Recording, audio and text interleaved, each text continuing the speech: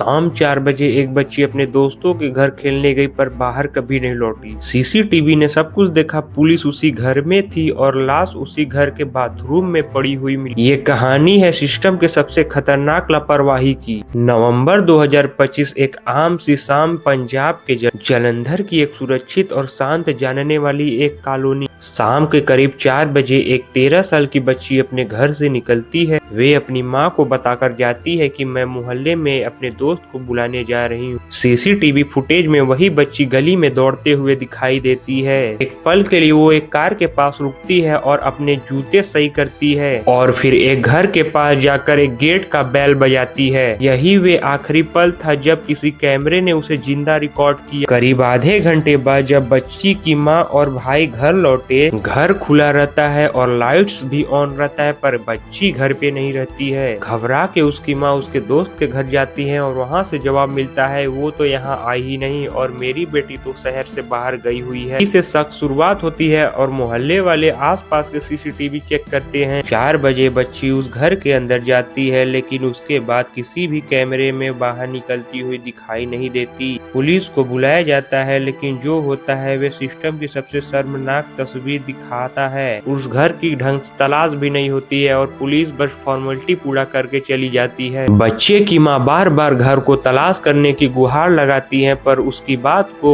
टाल दिया जाता है। समय बीतता जाता है, डर, गुस्सा और बेचैनी पूरे मोहल्ले में फैल जाती है। रात करीब 10 बजे लोग खुद उस घर में घुसते हैं। कमरे एक एक कर चेक किया जाता है लेकिन बच्ची कहीं नहीं मिलती है। फिर लोगों की नजर जाती है एक बंद बाथरूम पर जिस पर बाहर से ताला लगा होता है। जैसे ही ताला तोड़ा जाता है और अंदर का मंजर देख सब सन्न हो जाते हैं। बाथरूम के फर्श पर पड़ी होती है उस मासूम की लाश, मुंह में कपड़ा ठूसा हुआ और गला दबाकर किया गया मौत। भीड़ का गुस्सा फूट जाता है और आरोपी को लगते हैं सब पीटने, लेकिन मौके पर पुलिस पहुंची उस आरोपी को बचाकर हॉस्पिटल भेज दिया जाता है। पूछताछ में जो सच सामने आता है वो इंसानियत को हिला देने वाला था। वे शख्स जो खुद 2 बेटियों का पिता था और उसे मोहल्ले में एक साधारण इंसान समझा जाता था, वही दरिंदा निकला। उसने कबूल किया कि उसने बच्ची को अंदर बुलाया झूठ बोलकर कि उसकी दोस्त घर के अंदर है और फिर मौका देखकर उसकी जान ले ली। ये कहानी सिर्फ एक बच्ची की हत्या की नहीं है बल्कि ये कहानी है एक सिस्टम के लापरवाही की। ये कहानी है उन चेहरों की जो समाज में हमारे बीच रहते हैं लेकिन अंदर से इंसान नहीं हैवान होते हैं।